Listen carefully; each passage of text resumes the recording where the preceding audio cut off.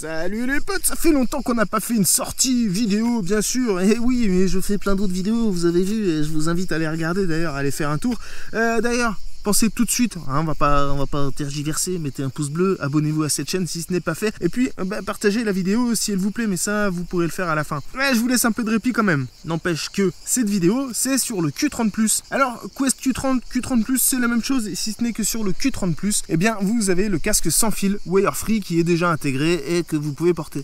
Alors là, il fait un peu chaud, il me fait transpirer, donc je vais pas l'utiliser. On va plutôt utiliser le détecteur dans sa configuration minimale, sans casque. On va y aller avec le son directement du haut-parleur. Je suis ici sur un champ, c'est un plantier de lavande que je n'ai jamais fait. Il est récemment replanté de cette année, il a été travaillé il n'y a pas longtemps, je ne l'ai jamais détecté. On va voir si on sort des choses. Ma foi, ce sera pas le détecteur, ça sera la chance. S'il y a des cibles, s'il n'y en a pas, je ne peux pas le savoir, mais on va le découvrir. En tout cas, ça nous permettra de voir un petit peu les réactions de ce Q30, parce que, je vous le dis, dans cette vidéo, et pour cette vidéo, je n'ai pas exploré le Q30, je n'ai pas fait de sortie avant, c'est la première fois que je l'allume et que je l'emmène sur le terrain. Donc vous allez avoir les réactions en direct, à vif, pour savoir comment réagit cet appareil sur le terrain, sur une vraie sortie. Allez, je vous mentirais si je vous disais que je l'avais pas allumé quand même pour regarder 2-3 petits trucs. Je sais que c'est réactif, je sais que ça discrimine bien. C'est du Quest, on a l'habitude quand même aujourd'hui d'avoir des appareils très sensibles chez Quest.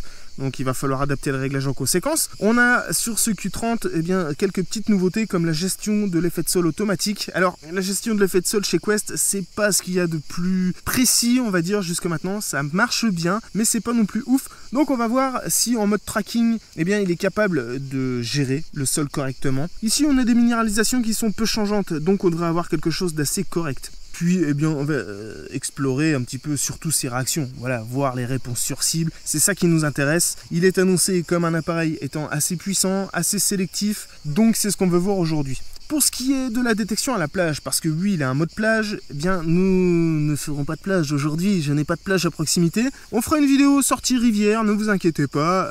Est-ce qu'on aura le temps d'aller faire une sortie plage? Peut-être que je ferai une vidéo sortie plage, mais en tout cas, je compte plutôt sur les spécialistes de la plage pour vous montrer cet appareil à la plage. Ce sera beaucoup plus parlant, parce que moi, je ne suis pas un spécialiste de la plage. Et chacun ses connaissances, j'ai envie de dire. Mais je vous ferai quand même de la sortie rivière, puisque cet appareil, il est étanche, je ne sais plus combien de mètres, mais ça, pour le savoir, connaître toutes ses caractéristiques et ses possibilités, vous allez voir cette vidéo que je vous affiche ici quelque part, le lien, la vidéo que Melvin vous a faite. C'est une vidéo de revendeur évidemment, dans laquelle il vous parle de toutes les caractéristiques et possibilités de ce détecteur qui, ma foi, je peux vous le dire, pour 300 € offre quand même des prestations plus qu'intéressantes. Un poids inférieur à 1,4 kg, un grand disque de 28 cm, étanche, casque sans fil, casque sans fil c'est 429, c'est un peu plus cher, mais voilà, bon, il y a beaucoup de choses assez intéressantes. J'aime beaucoup la canne sur cet appareil, puisqu'on peut régler la hauteur de la poignée par rapport au repose-bras, et puis c'est une canne télescopique, et ça c'est cool.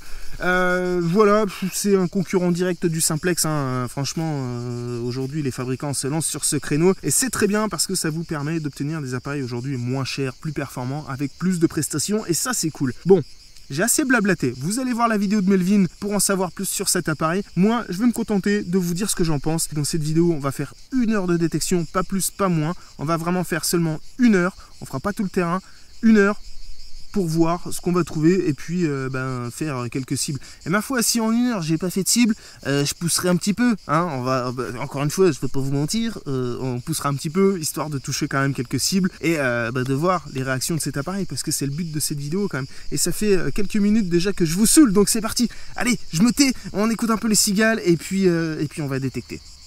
Bon, ça commence tout de suite avec le réglage du détecteur. Vous avez vu, j'ai pas bougé encore, j'ai pas fait 1 mètre. On va utiliser le réglage champ, le réglage field, puisque je suis dans les champs. On pourrait utiliser le réglage parc, mais le réglage parc a un petit peu plus de discrimination, il est un peu plus fermé, et c'est un petit peu moins intéressant. En field, on va discriminer vraiment un minimum, on discrimine de 0 à 4, et de 0 à 4, on est censé rejeter les petits ferreux. Je connais pas l'étalage de discrimination de ce Quest Q30, je ne l'ai pas contrôlé, je ne sais pas s'il faut se mettre 4, 6, 10, j'en sais rien. On verra bien. Pour le réglage de la discri, c'est pas compliqué les copains. Quand vous commencez un terrain, vous faites déjà quelques mètres, quelques lignes, pourquoi pas. Et si vous voyez que vous commencez à sortir de manière récurrente des petits ferreux, eh bien passez-les devant le disque et ajustez la discrimination jusqu'à rejeter ces petits ferreux. Et pas plus, pas moins, il faut vraiment que vous soyez en limite. Ça vous permettra de quand même garder suffisamment de sensibilité et d'ouverture dans le détecteur pour prendre les toutes petites cibles, même dans des milieux un peu compliqués. Et ça, c'est important. Je touche un premier son avec ce Q30, je n'ai rien touché au réglage, hein. Je suis vraiment sur le réglage usine, j'ai seulement baissé la sensibilité. Je vous le disais tout à l'heure, les appareils Quest sont quand même très sensibles et de fait,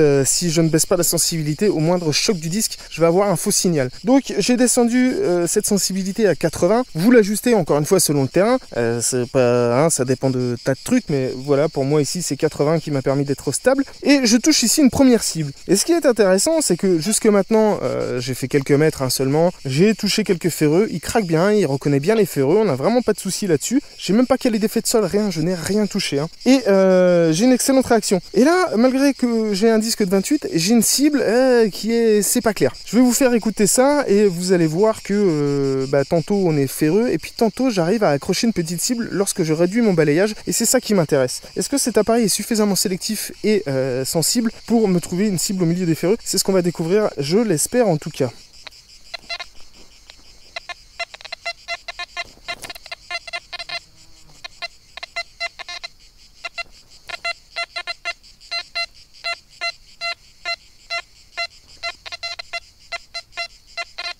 C'est ce qui est intriguant de son son, vous avez entendu, j'ai une conductivité qui se barre vraiment de 15 à 70 et puis lorsque je réduis mon balayage sur un tout petit secteur, j'arrive à toucher un son qui est relativement correct, un aigu assez régulier. En principe, c'est annonciateur d'un ferreux, peut-être à partir d'une grosse vis, mais souvent ça va être un fer à bœuf ou un fer à cheval et c'est ce qu'on va découvrir tout de suite, on va le creuser et on va analyser ça.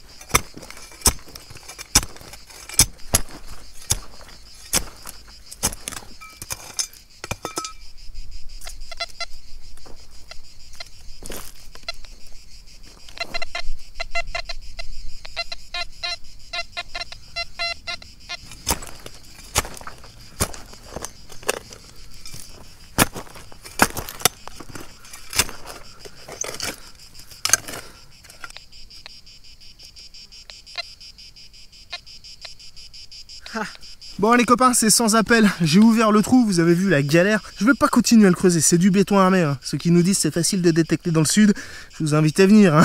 Vous avez vu, ça a été travaillé, c'est dur comme du béton. Vous avez entendu le détecteur, maintenant il ne me fait plus qu'un petit craquement. Je sais que c'est un ferreux, je ne vais pas continuer à le creuser, c'est certainement profond. Et ça ne m'intéresse pas. Moi je vais passer, je vais essayer de faire de la surface, on a seulement 1 heure ensemble pour détecter. Nous voici sur la première cible dans un métal intéressant. J'ai une conductivité qui s'affiche 80-82. Le chiffre importe peu de conductivité, c'est la valeur à laquelle le métal est capable de conduire l'électricité. Par contre, ce que ça nous indique lorsque c'est stable, c'est que c'est un métal intéressant, une forme intéressante. On n'est pas très profond et ça on va creuser pour savoir. Alors j'ai une petite réserve tout de suite sur ce Q30, c'est que le haut-parleur, on l'entend vraiment pas beaucoup. C'est un appareil qui est étanche, donc évidemment le haut-parleur est encapsulé. Détecter sans casque avec cet appareil, c'est un petit peu compliqué, on va perdre en précision sonore et puis on va certainement perdre des petites cibles. Donc aujourd'hui on va se contenter, puisqu'on détecte avec le haut-parleur, de cibles comme celle que je viens de trouver. Le son est très bon, je vous le fais écouter tout de suite et je crois que je l'ai sous les yeux. Ouais, c'est ça. Ouais, c'est ça.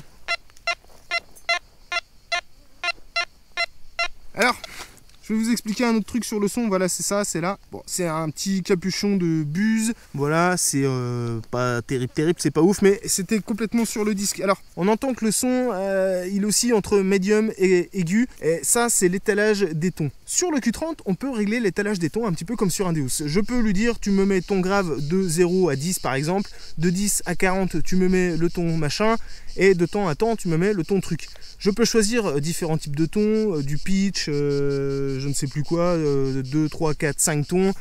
Donc là, je suis en 3 tons et il va falloir que j'ajuste mon seuil de rupture de tonalité. C'est-à-dire que pour moi, là, c'est un petit peu problématique. J'aimerais bien que mes sons aigus soient à partir de 60 par exemple et non pas là, c'est entre 70 et 80 si j'ai bien vu. Et ça me pose un tout petit problème parce que sur des détections dans nos terres françaises, eh bien, on aura plus de facilité avec des seuils de rupture un petit peu plus haut. Mais ça, on en parlera dans d'autres vidéos. Je vais vous faire toute une série de vidéos sur les réglages du Q30 et je vous expliquerai tout. Ne vous inquiétez pas. En tout cas, je suis plutôt content, même si c'était proche du disque. On n'a pas eu de soucis pour trouver cette cible. Heureusement en même temps. On touche ici un deuxième son intéressant, une conductivité 60-66, donc encore très peu d'écart dans la conductivité, et ça c'est important. J'ai toujours ce problème puisque je n'ai pas décalé mes tons de ton qui est un petit peu aléatoire, et le ton médium d'ailleurs sur ce Quest est un tout petit peu grave. Et c'est un peu déroutant lorsqu'on a l'habitude d'utiliser d'autres appareils. Si vous passez à cette marque et que vous étiez par exemple sur XP ou vous étiez sur Tesoro, eh bien vous allez avoir tendance à croire que c'est un ton grave et que c'est du ferreux. Mais c'est pas grave, il faut s'y faire, c'est comme ça, il y a toujours un petit temps d'adaptation. Je vous fais écouter ce son et puis on le creuse hein, pour voir si on a trouvé une pièce ou pas.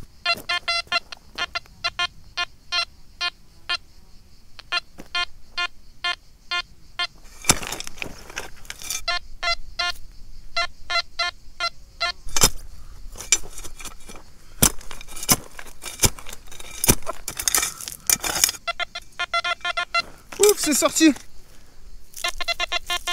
Allez, c'est dans la main, c'est ça.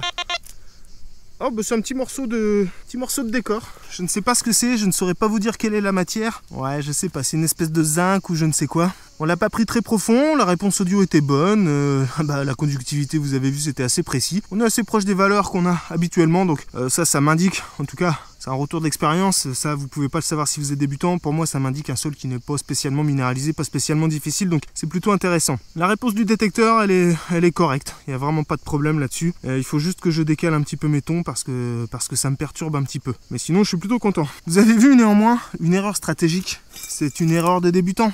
Choisissez un outil pour causer adapté au sol que vous allez faire. Si vous prenez une pelle comme ceci à la plage, vous allez galérer. Si vous prenez une pelle comme ceci dans un champ comme j'ai ici, c'est la galère. J'aurais dû prendre un piochon, voire même un piolet. Le fait est que dans le sud, on a des sols argilo-calcaires qui sont remplis de cailloux. Et vous avez vu, ça a séché, il y a le soleil qui tape toute la journée. Et c'est du béton armé, je galère comme j'en peux plus, c'est vraiment un enfer à creuser. Bon, erreur stratégique de débutant, ça arrive, même au bout de quelques années de détection, on se fait toujours avoir avec ça. J'ai une nouvelle cible ici avec toujours une conductivité qui reste relativement stable. C'est vraiment cool. Voilà, sur plusieurs cibles, on voit que l'appareil est stable et plutôt précis. Et ça, c'est vraiment cool, particulièrement pour les débutants. Je n'ai pas creusé de ferreux jusqu'à maintenant. Il me les rejette bien, ça craque, ça me l'indique. J'ai aucun souci. Alors peut-être que je loupe quelques cibles, mais vraiment, on s'en fiche. L'important, c'est qu'on ne se fatigue pas à creuser pour rien. Et là, précisément, j'ai encore une cible qui sonne très bien et une conductivité qui est très stable, donc je prends la décision de creuser. Mais avant ça, je vous fais, comme d'habitude, écouter le son.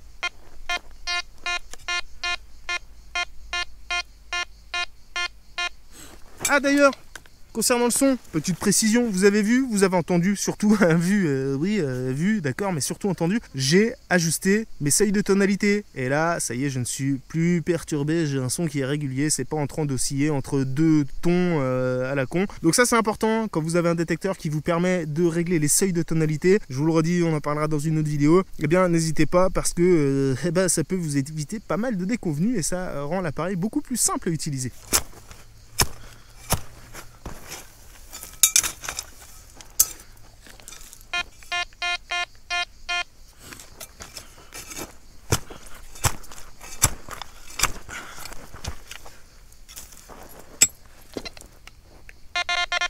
Voilà, je me doutais bien que c'était pas très profond. Hop là, et voilà. Bastos de chasse. Une grosse cartouche. Là, c'est comme ça, c'est tout, ça arrive. Si j'avais eu le casque, je pense que j'aurais entendu une saturation dans le son. Avec le haut-parleur, je l'entends pas malheureusement. On a encore une très belle réaction sur cible, cet appareil. Il est vraiment cool. Voilà, ça y est, je commence à faire mes premières cibles. C'est pas mal. Je suis toujours dans la première rangée. On commence à enchaîner un petit peu les trouvailles. Donc ça, c'est vraiment chouette. C'est annonciateur d'une belle sortie tout de même. Mais en plus, on reviendra faire de la sortie ici. Toujours avec cet appareil d'ailleurs. On testera d'autres trucs. Je vous fais écouter le son. Toujours une conductivité très stable. Un son très stable. Pas de problème. Là, je prends la décision de creuser. Et ça sent bon.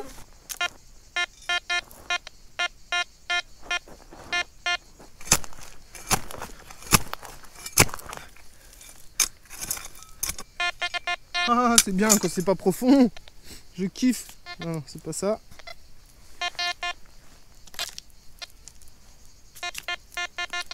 Ok, on l'a dans la main. Je le vois. Je le vois. Oh, qu'est-ce que c'est? Ah, bah alors là, par contre, c'est chouette. Ah, j'ai aucune idée de ce que c'est. Oh, attendez, vous rigolez? Bien sûr que j'ai une idée de ce que c'est. Putain, très belle découverte. On fait une très belle trouvaille les copains. C'est pas compliqué. Ça me semble bien être un morceau de hache votive. Regardez, on voit bien cette pointe. En plus, elle a des petits décors dessus. Bon, elle est complètement arrachée, signe que l'intérieur était creux. Alors, je sais pas, ça me semble bien être ça. Peut-être que je me trompe. Si vous avez une idée d'ailleurs, n'hésitez pas à le mettre en commentaire si ça vous parle. Mais c'est un très très bel objet. C'est en bronze, c'est certain. Et il y a de très très fortes chances pour que ça soit antique. Ça me plaît. Ok, une très très belle découverte. Génial. Je touche un excellent son, une conductivité moyenne, on est aux alentours de 50, c'est très stable. Et en fait, quand je baisse les yeux, je vois tout de suite la cible. C'est un bouton. Je vous fais quand même écouter le son. Bon, ce serait dommageable que la réaction ne soit pas bonne. La cible est ici quand même. Voilà, un petit bouton de vêtement. Oh, rien de bien foufou, mais ça fait toujours plaisir. Et oui, et vous avez vu le détecteur. Heureusement qu'il n'avait pas de mal à le prendre, parce que sinon je me serais posé des questions quand même. On touche encore un chouette son ici qui n'a pas l'air très profond, et j'espère qu'il n'est pas profond parce que c'est trop dur à creuser. Et puis là il fait chaud. Je ne vous cache pas que j'ai pris la bonne décision de faire une sortie entre midi. Dans le sud c'est complètement débile, c'est l'heure à laquelle on reste enfermé au frais. Et là il fait plus de 30 degrés, j'en peux plus les copains. Donc la sortie, je vous garantis qu'elle durera pas plus d'1 heure. Je vous fais écouter ça et on creuse.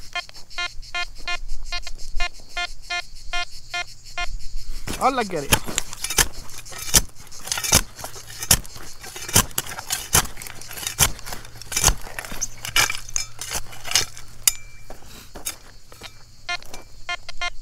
Ah c'est cool, c'est déjà sorti.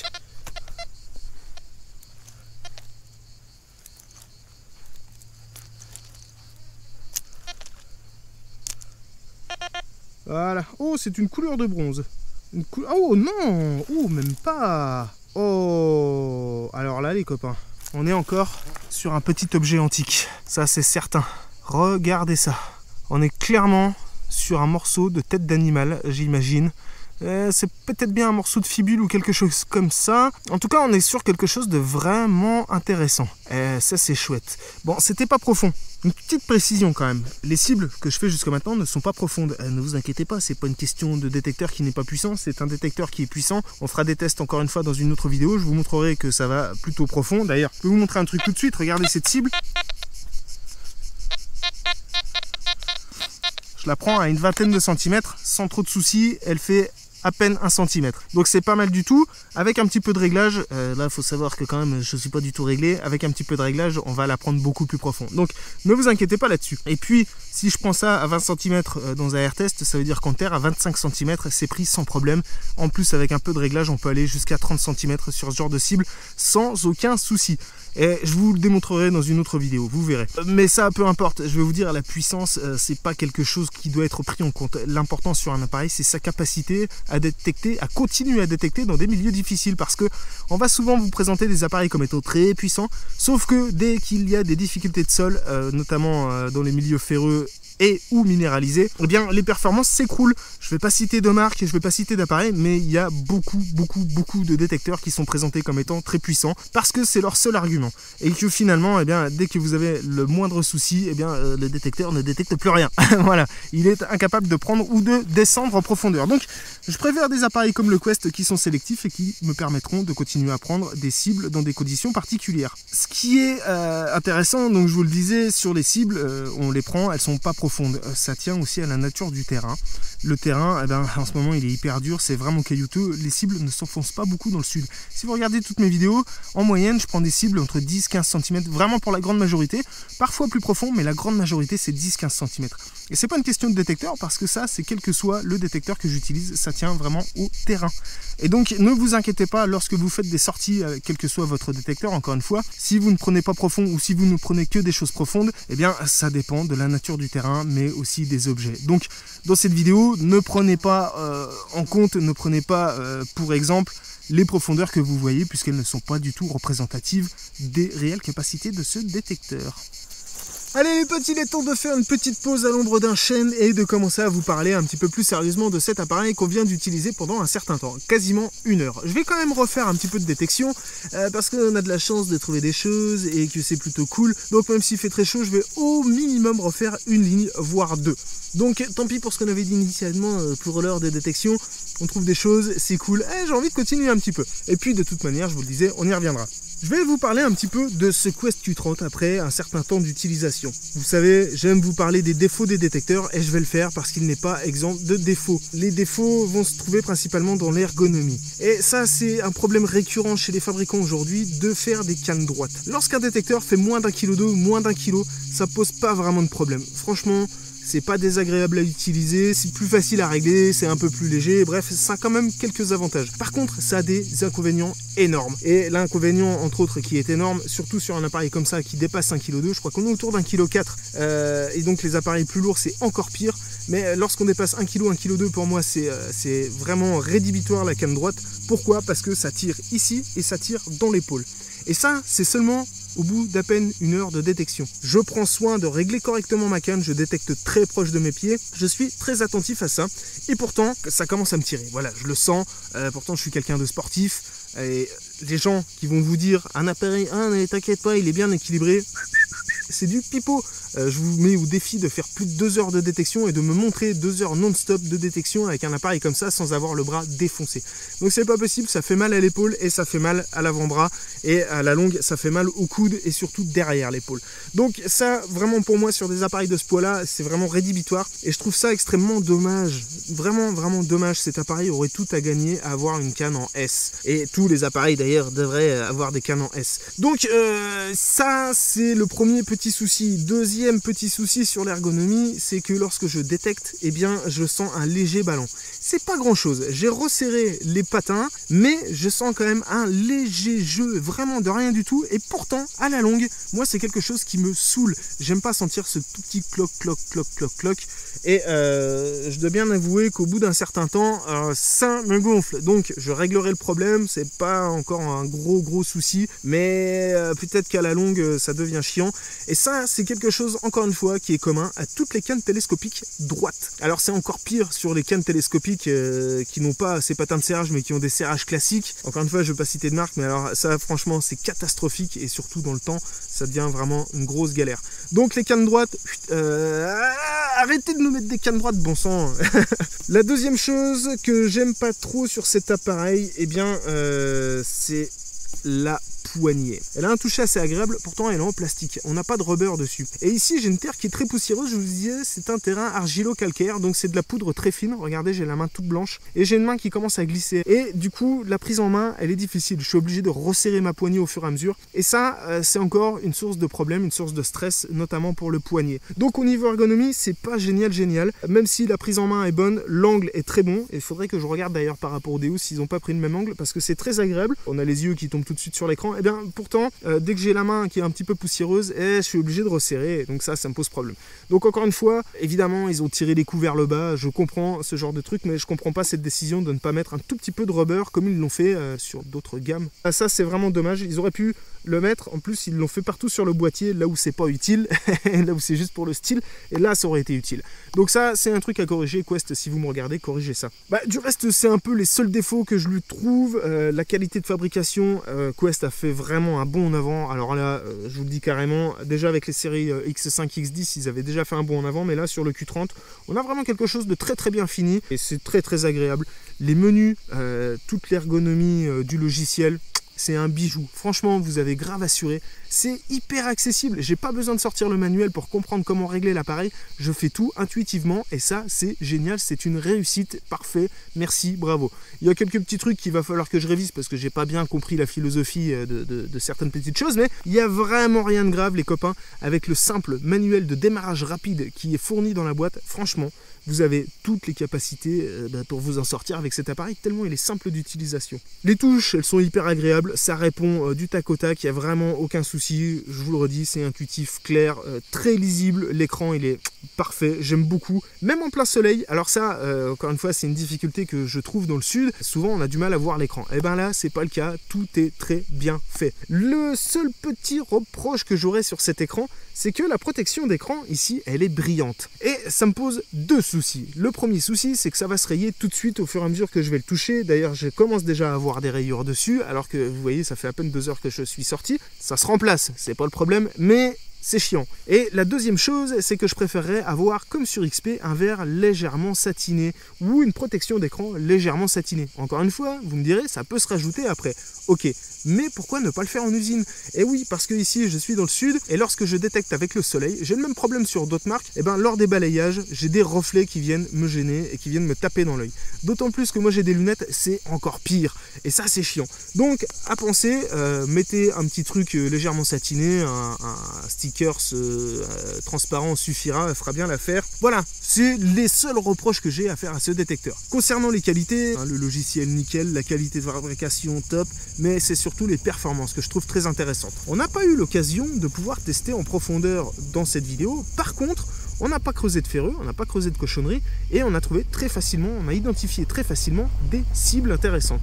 Et c'est ça le plus important. J'ai pu voir que on reconnaît extrêmement bien les ferreux, petits ou gros, même si je les ai pas creusés, vous les avez pas vus dans cette vidéo, j'en ai creusé quelques-uns et du coup on les reconnaît parfaitement bien. Et ça me plaît. Pourquoi? Parce que c'est un appareil pour débutants ou pour intermédiaires. C'est vraiment un appareil, moi je trouve excellent pour la progression, on va en reparler. Cette réaction sur les ferreux, elle est extrêmement intéressante parce qu'elle vous évitera de gâcher vos sorties en ne creusant que des ferreux et des cochonneries. Vous allez en creuser, c'est inévitable, mais vous n'allez pas passer votre temps à creuser des cochonneries. Et ça, c'est une pépite, encore une fois. Sélectif, puissant, une bonne discrimination et pas mal de réglages qui vont nous permettre d'accéder à des mid-gamme avec encore plus de réglages. On a déjà plus de réglages que pas mal de mid-gamme dans certaines marques et ça c'est vraiment cool. Et concernant les performances, je trouve qu'on est très proche de ce qui se faisait sur certains Tesoro en termes de discrimination, de réactivité et tout ça. On a un appareil qui est vraiment intéressant à utiliser, donc n'hésitez pas. Si c'est un appareil qui vous fait de l'œil, franchement, sautez le pas. J'ai pas de reproche à faire en termes de performance. On verra dans le temps, mais pour l'instant, ce que j'ai vu déjà sur les séries X5, X10, sur les Q20, Q40, c'était déjà assez intéressant. Sur le Q30, je trouve qu'on a fait encore un bond en avant. J'ai toujours pas testé l'effet de sol et tout ça, donc je peux pas vous en parler, mais ce que je constate jusque-là, c'est que ça marche très bien et je suis plutôt satisfait. Ça répond aux attentes des débutants. Encore une fois, je vous renvoie pour plus d'informations sur la vidéo de Melvin qu'il avait fait pour Maison de la Détection. Le lien s'affiche quelque part ici. Et de toute manière, il est dans la description. Et moi, je vais aller continuer cette sortie. Je crois que j'ai assez blablaté. J'aurai encore certainement des choses à vous dire, mais on le gardera pour d'autres vidéos. Là, on va aller faire quelques cibles et on y retourne. Les potes, ici je touche un son qui est très intéressant. Alors je suis très content de tomber sur un son comme ça pendant une sortie parce que je vous en parlais tout à l'heure de la sélectivité de cet appareil qui nous permettait bien sûr des fois des milieux difficiles de quand même trouver des cibles. Et ici j'arrive à accrocher un son et vous allez voir que c'est pas évident. À l'écran, je sens que j'ai du ferreux un petit peu quelque part, je sais pas où exactement, le disque est assez grand donc c'est difficile à déterminer, mais j'ai l'impression de toucher une cible un peu plus intéressante. Alors ça peut être comme en tout début de sortie, un gros ferreux qui soit profond, mais lorsque je réduis mon balayage, encore une fois, j'arrive à accrocher vraiment quelque chose d'assez net. Et ça, quand on accroche quelque chose d'assez net au milieu des sons tout pourris, généralement c'est annonciateur d'une cible, parfois peu conductrice ou en tout cas assez difficile à prendre. Je vous fais écouter ce son et puis on va creuser ensemble pour découvrir ce qui se cache sous ce son ou pas.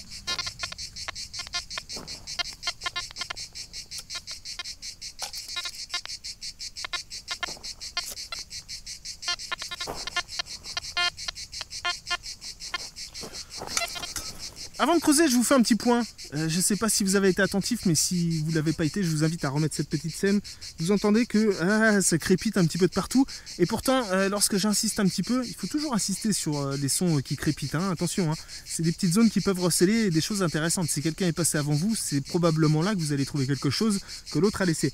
Et vous avez vu que lorsque je ralentis, eh bien, j'accroche un son beaucoup plus net. C'est ça qui m'intéresse. Et ça, c'est important qu'un détecteur sache le faire. C'est signe d'une bonne sélectivité. Réactivité plus discrimination correctement étalée, eh bien, ça donne des résultats comme celui-ci.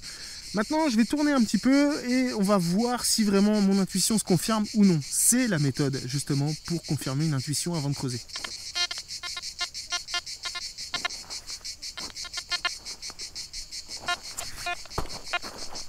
Ah.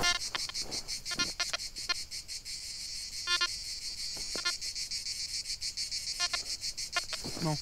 Deuxième chose, c'est de gratter un petit peu.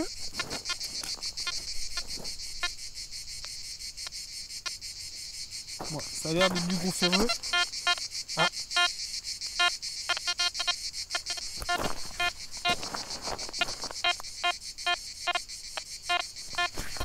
Ça a l'air d'être du gros ferreux, mais vous entendez, bon, malheureusement je suis dos à la caméra, vous ne pouvez pas voir, mais j'accroche quand même quelque chose. Possiblement, ça peut être une cible sur la tranche qui soit au milieu de ces ferreux. Donc on va prendre la décision de creuser quand même, peut-être pour un fer à bœuf, un fer à cheval ou un gros clou, mais ça peut aussi être une cible moyennement conductrice assez intéressante.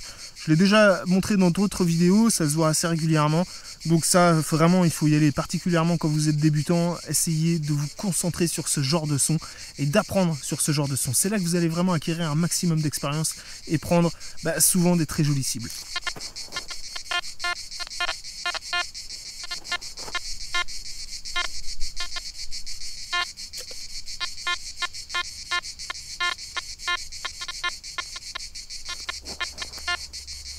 Bon, allez, on va creuser.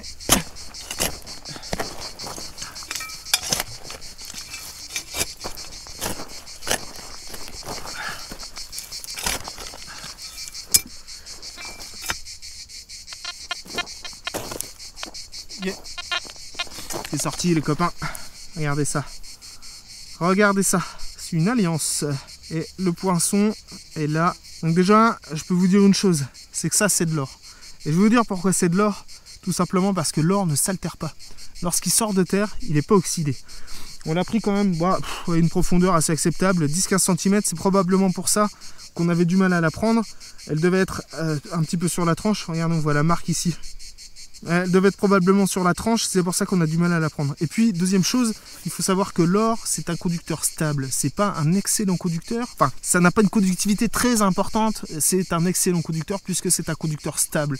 C'est pour ça que le détecteur nous indiquait quand même une certaine régularité. Donc, je suis quasiment certain que c'est de l'or. On a une inscription à l'intérieur. Donc, l'inscription à l'intérieur nous informe que c'est une alliance, donc on va pouvoir retrouver le propriétaire et ça c'est chouette. Le poinçon ici, il faudra regarder avec un microscope, enfin un microscope avec une loupe en tout cas, parce que moi avec mes lunettes je vois pas grand chose, mais a priori je vois un losange et l'autre c'est une espèce de petit macaron, donc pour moi ça confirme bien que c'est de l'or. Même si j'ai des yeux pourris, j'ai bien l'impression de voir une tête d'aigle et ça serait de l'or 750 millième. Voilà, c'est quand même bien de savoir 2-3 petits trucs. Je sais pas si c'est une alliance ou une demi-alliance. En tout cas, on va aller voir le propriétaire du terrain un petit peu plus tard parce que les lavandes, même si elles sont jeunes, je vais vous montrer un truc. Regardez, elles ont été coupées. Et si elles ont été coupées, il faut savoir qu'elles sont coupées à la main.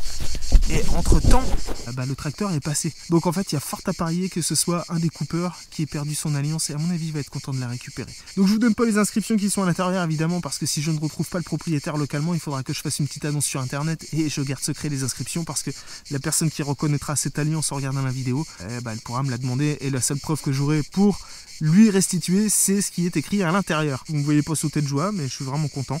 En tout cas, c'est une excellente découverte et surtout, ce que je trouve vraiment chouette, c'est la condition dans laquelle on a trouvé cette cible et ça, c'est plutôt cool.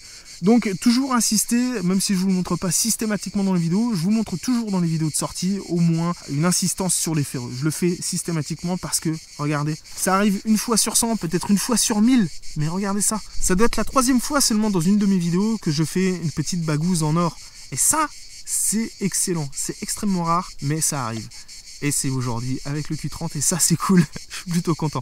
Ouais, je vais quand même repasser un petit coup de détecteur sur ce trou pour voir qu'il n'y a rien d'autre. Et puis surtout pour confirmer qu'il y avait bien du ferreux et que c'était pas seulement cette cible qui nous posait un problème.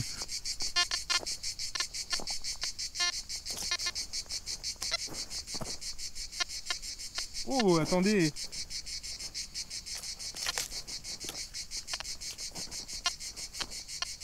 J'ai effectivement du ferreux à proximité.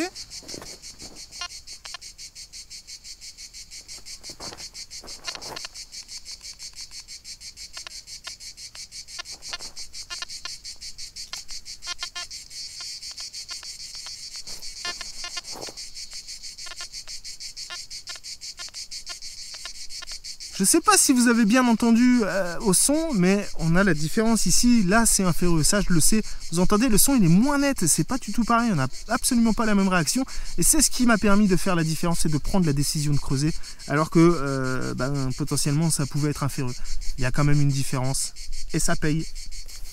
Bon les potes, je décide de mettre fin à cette sortie sur cette magnifique alliance. Il commence à faire extrêmement chaud, ça fait plus d'1 heure que je détecte. Je vous avoue, ça commence à être compliqué. Après ça devient presque dangereux même, tellement il fait chaud. Donc je vais aller me baigner. Pour revenir un petit peu sur cette vidéo, c'est plutôt génial. Cet appareil, j'en suis plutôt content. Même si je vous ai pas montré énormément de trucs, je pense qu'on a vu l'essentiel. Si c'est un appareil qui vous fait de l'œil, n'hésitez pas à vraiment foncer dessus. D'autant plus que je vous propose moi un code promo, vous le savez maintenant avec la chaîne, eh bien c'est TAP 2020 si vous souhaitez un cadeau, ou TAP 5% si vous souhaitez une réduction de 5% sur le montant total de votre commande.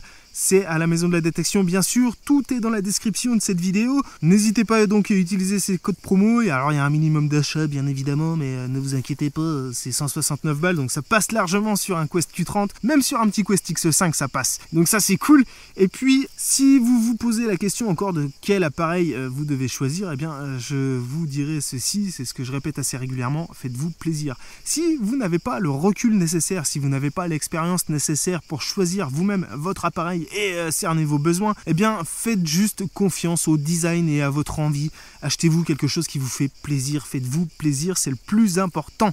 Les performances, ça vient quand on a de l'expérience. La détection, c'est comme tous les loisirs, ce n'est pas le détecteur qui fait le prospecteur, mais c'est bien le prospecteur qui maîtrise son appareil. Et si vous n'avez pas d'expérience ni de recul, eh bien vous ne maîtriserez pas l'appareil, et bien au contraire, même si vous avez trop de réglages et trop de possibilités, vous risquez de faire des bêtises et de vous décourager. Donc restez sur du simple, mais surtout sur du plaisir. En tout cas, n'hésitez pas à appeler la maison de la détection pour avoir quelques renseignements. Ils sauront vous orienter en fonction de votre niveau, de vos besoins et de vos attentes. Et ça, c'est cool, ce sont de vrais professionnels. Puis en plus, c'est mes potes. Donc forcément, je vous envoie chez mes potes, c'est évident. Et ils sont super cool. Donc, on leur fait un bisou. Merci à vous de soutenir la chaîne Tous à Poil comme vous le faites, maison de la détection. Merci évidemment à tous les abonnés aussi de suivre les vidéos et de soutenir Tous à Poil comme vous le faites. Un dernier point sur cette vidéo. On s'est fait plaisir. On a fait quelques cibles intéressantes. On va y revenir. Je vais vous faire pas mal de vidéos sur ce Quest Q30. Ça va être mon petit chouchou de l'été. On va aller faire de la vidéo rivière, peut-être de la plage, mais ça c'est pas sûr, je peux rien vous promettre. En tout cas, on va faire quelques vidéos assez originales avec ce détecteur. On fera pas mal de petits tests aussi, pourquoi pas. Ça je sais pas, ça c'est très aléatoire. Vous savez, les tests, je suis pas vraiment pour. Il y en a déjà qui le font, des tests de profondeur, des machins. Allez voir ces vidéos, cherchez sur YouTube.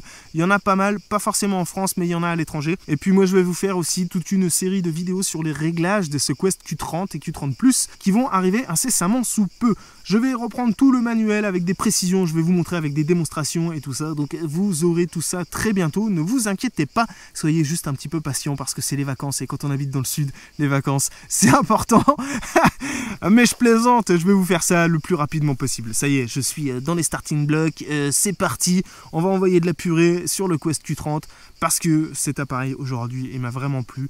Et cette dernière cible, cette petite alliance, ça faisait longtemps que j'en avais pas fait une. C'est le plaisir d'une belle découverte. Et ça, c'est extrêmement encourageant, ça nous donne vraiment envie de sortir encore plus. Donc je vais y retourner, je suis sûr qu'il y a des belles choses à faire avec cet appareil. Et puis en plus, j'ai des nouveaux terrains de jeu. Ah, un dernier petit point pour les débutants. Je voulais vous dire un dernier conseil important. Cette trouvaille qu'on vient de faire, c'est pas anodin. C'est-à-dire que je choisis mes terrains de détection aussi en fonction de la saison. Et vous avez plus de potentiel. Pourquoi? Parce que si je viens dans les lavandes qui viennent d'être coupées, et c'est ce qu'on a vu, les lavandes viennent d'être coupées, elles sont coupées à la main. Donc je passe juste après, potentiellement j'ai plus de chances à ce moment-là de l'année de trouver des bijoux, des alliances, des monnaies, des petits trucs qui ont été perdus par les cueilleurs, puisque c'est fait à la main, je le répète, que le restant de l'année. Et vous avez vu, ça a payé. Donc choisissez vos terrains de jeu en fonction de la saison. C'est pas la peine d'aller dans un champ qui est tout juste déchaumé avec 20 cm de chaume. Attendez qu'il soit retourné et bien lissé. Et là, vous ferez plus de découvertes. C'est comme ça qu'on optimise ces découvertes avant même d'avoir un super appareil ou des réglages de folie. C'est le choix du terrain qui est déterminant en fonction de la bonne saison et en fonction du bon moment. Bref,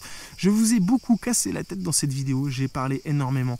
Maintenant, c'est à vous de me casser ce compteur de pouces bleus, de me casser ce compteur de partage et de me casser ce compteur de vues. Et je vous dis à très bientôt pour la prochaine vidéo, les potes. Ciao et merci de m'avoir suivi. Yeah!